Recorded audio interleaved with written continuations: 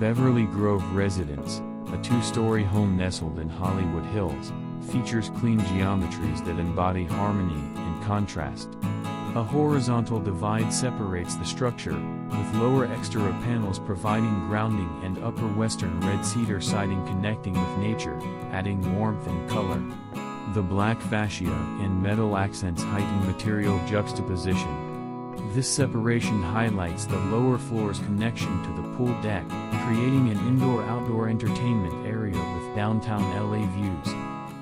Inside, cabinetry by Henrybuilt, including a custom-built integrated kitchen, creates a sense of cohesiveness, enhancing the spaces with refinement, functional sophistication, and quality craftsmanship.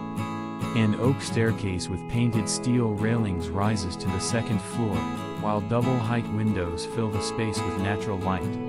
The upper floor is reserved for guest rooms and a primary suite that extends to the south-facing deck, an invitation to enjoy the natural vistas. Sustainability is prioritized through FSC-certified wood, a solar photovoltaic system, operable windows for user comfort control, and xeriscape landscaping. Location: Beverly Hills, California.